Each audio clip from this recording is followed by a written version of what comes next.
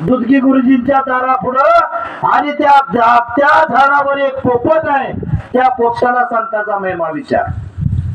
नारद महर्षी तिथे गेले, पोपट दिसला, म्हणले मला संताचा महिमा सांगा. पोपटाने नारदाकडे बघितलं, नारदाच्या डोक्यापासून खाली चरणापर्यंत पायापर्यंत बघितलं आणि पोपट झाडावरनं पडला, त्या नारदाच्या पायावर येऊन पडला आणि प्राण सोडला. अरे म्हणले काय पुण्य का पाप मला काय कळना, सरळा मेला, पोपट मेला, संताचा महिमा कुठे आहे? शुद्ध सारते श्रवण, शुद्ध प्रत्ययाचे मनन, विज्ञाने पावता उन्मन, सहजचे होते. भगवंताला विचारलं, देवा संताचा महिमा सांगा. म्हणले बाबा असा मृत्यू लोकांमध्ये राजघराणा राजवाडा आहे आणि 12 वर्षानंतर त्याला एक आपत्ती मूल झाले राजघराण्यामध्ये राजपुत्र, त्या राजपुत्राला जाऊन संताचा महिमा विचार. नारद महर्षी म्हणला, देवा येडीबिड आहे काय म्हणला तुझी?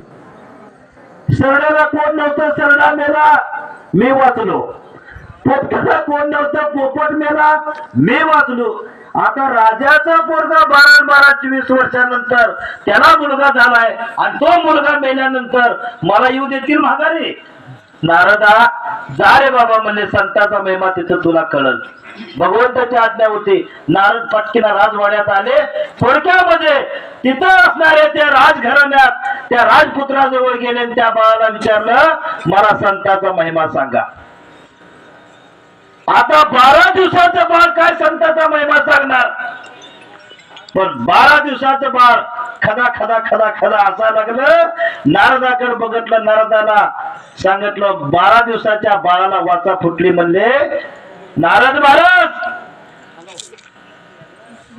मी सरण्याच्या जन्मात होतो, तुमचं दर्शन झालं, मला मोक्ष मिळाला, मी पोपटाच्या जन्माला गेलो. तुम्ही मला विचारलं संताचा महिमा, त्या ठिकाणी तुमचं चरण, तुमचं दर्शन झालं, माझा